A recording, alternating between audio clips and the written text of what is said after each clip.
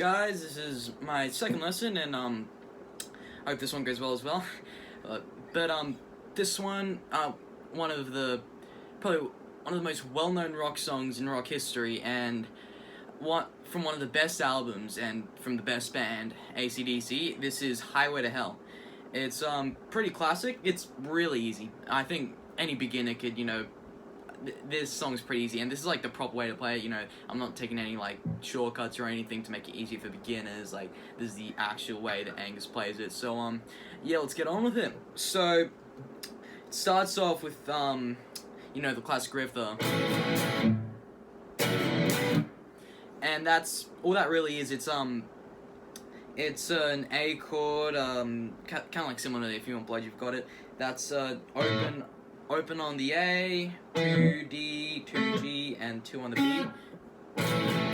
And it's like the rhythm is, it's down, up, down, and then you cut it, and then it's a D and then a G.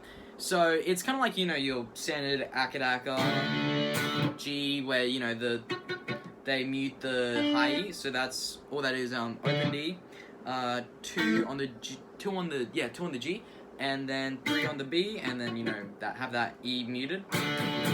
But the difference is that they've got the what they've done is that they got it's sometimes you can do this with the it's another variation of a D. I don't know the exact name of it, but they got the 2 on the low E. So what I normally do is that I kind of like I put my third finger on the 3rd fret on the B, then I get my second finger on the 2nd fret of the G, and then I put my pointer finger on the 2nd fret of the low E, because then you can switch easy. So like. So it's down, up, and then you switch that G. And this G, it's it's not exactly a power chord. It's more like an open chord G. Like a G like this sounds more like a power chord. But a G like this, it's like an open chord G. So all that is, it's 3 on the low E, 2 on the A string. You have the D, G, B open, strum them, and then 3 on the high E.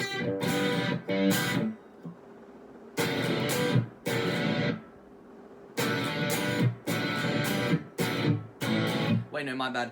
You got the you don't have 3 on the high E, you've got 3 on the B. But you can still strum the high E if you want, or you can have it like that if you want. But it's just, an easy change to go from, instead from,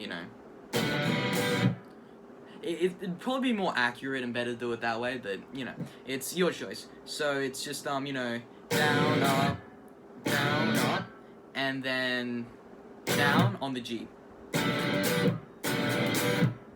So you do that twice.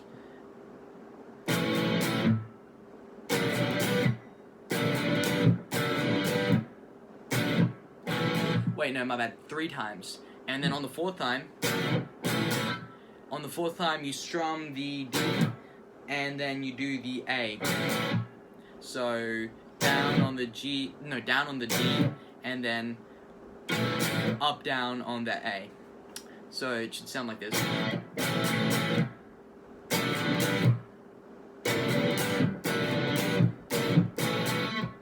And it's just repeats. If you want, you can only learn that, because like anyone would recognize it. But then they repeat the riff like 10 times, I think. The first time there's nothing, then the second time drums come in, then the 3rd time vocals come in. Or yeah, around 10, I think you repeat it. And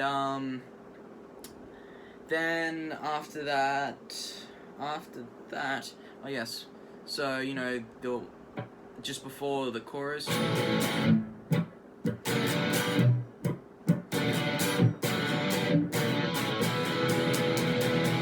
So all that is basically exact same pattern, except you don't do D up down on the A. Instead, you do D A. You can do upstrokes, downstrokes, whatever is best for you, and then you just strum the E a bunch of times. You can mute it if you want. Strum it quite a few. How many times feels right for you? And then it's A. I feel like the D for the chorus is a proper D, open D chord. So that's open D, 2 on the G, 3 on the B, and then 2 on the high E. So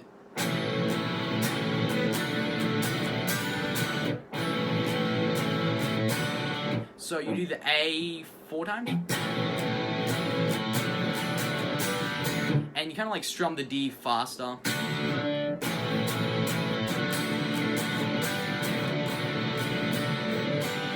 Do like the D like 5 or 6 times, whatever feels good for you.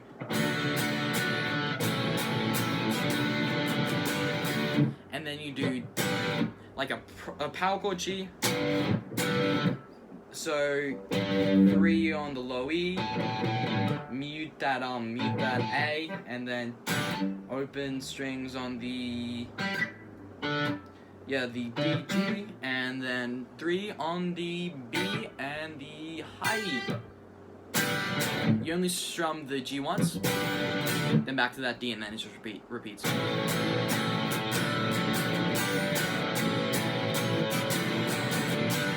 I would recommend a down up pattern for this song. Like, well, the chorus. Whatever feels best for you.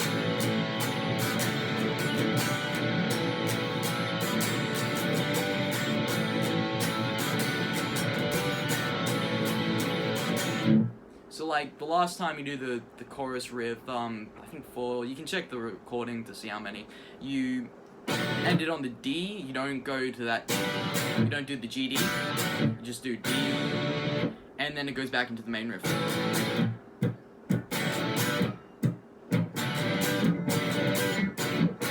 You do that like 8-9 times, I think. You can check the recording for specifications, but around something like that. And then the chorus, nothing changes.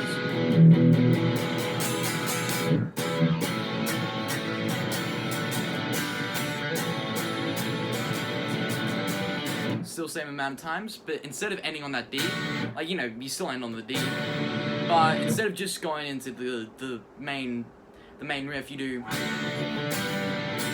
so D, G, D, and you're letting it ring.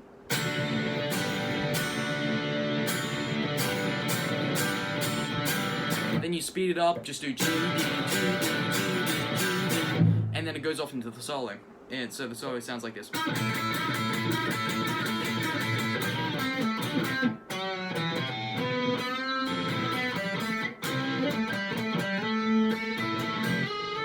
It's probably a bit slower than that, like I sped it up a bit, but really simple. Anyone can get it. So yeah, all that is, it's very, very Chuck Berry, like Angus idolized him. So it's just so that's a bend on the 7th fret of the G string, and that's twice double stops on the high E and B on the 5th fret.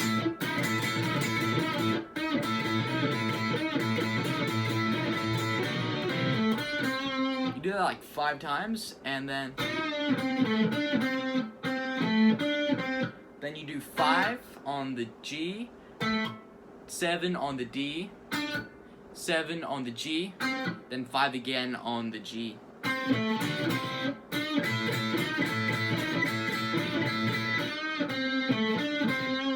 That's probably more the speed, because it's like a short solo.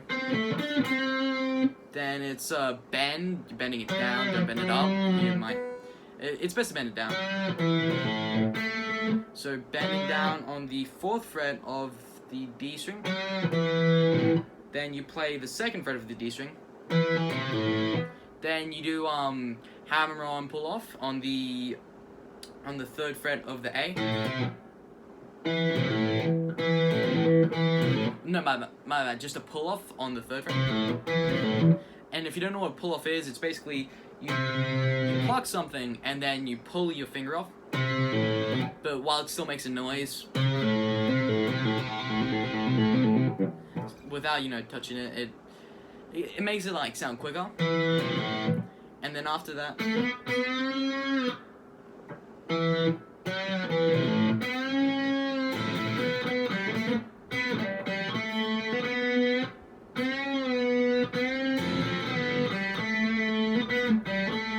So then after that, it's a kind of like a slow bend on the 4th fret, like a half step, 4th fret of the G, then E, B on the 5th fret, then you kind of release it, then you pluck the open G,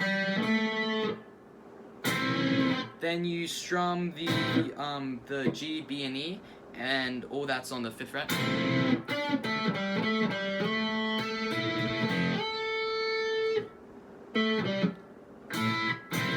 And then you kind of like bring it to the floor, that G, B, E, and then you do pretty simple 7 on the D, 7 5 7 5 7 5, and then you slide into the 7, and then you play. So all that really is, it's 10 on the B, 9 on the G, then 7 again on the D. Then you slide into the 10th fret on the high B from the 8th fret. And that's the end of the main solo, and then the chorus just repeats. No changes there. But, well, that's what Malcolm's doing. Malcolm's just doing the chorus. But what Angus is doing, he's just doing another solo. So it starts off with this phrase, it's around the... So when they get to the D of the chorus, it's Angus doesn't really do the chorus, but if you're playing all by yourself and you want it to sound right and you don't have a backing track, then might as well. And the phrase is all that is, it's a bend on the 14th fret of the high E,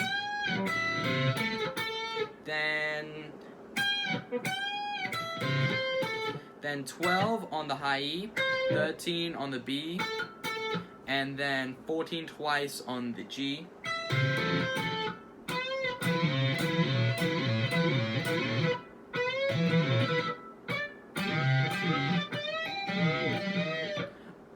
Wait, no, I'm gonna get it mixed up. It's, so then after that, and then Angus does this, like an oblique bend, but, so, like, basically what you're doing, you're just catching that, the 17th fret on the B. So, like, you're bending the 16 on the G. Sometimes you can miss it if you want, like... It's kind of random, do whatever you want. Not for too long, though. And then the next phrase... So,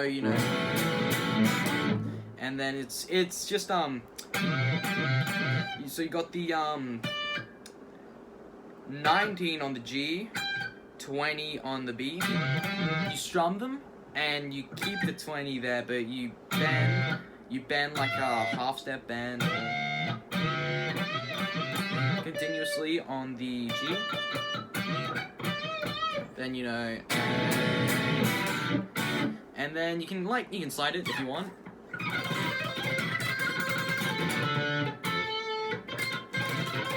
Play slide if you want. And that's 12 on the high E, and then 13 on the B. Then you just pick it continuously. Then you pick the 14 on the G. Then you repeat the that riff at the start, but that phrase at the start, but you don't do the bend. You just do, and you kind of like bend the 12th fret.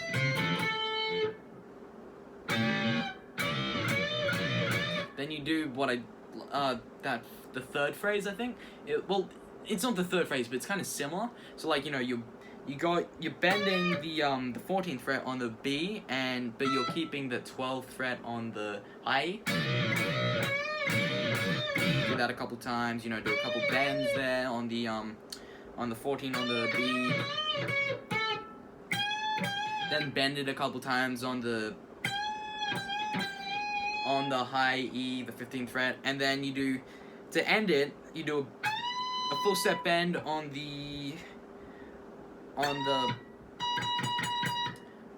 21st fret of the B string. Then you're just going back and forth from 21st. So 21st to the 18th fret on the B.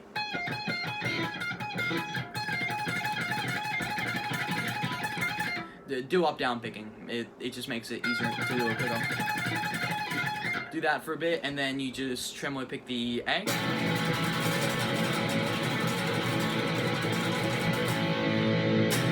And then after that, you just strum again, and there you're done. That's Highway to Hell.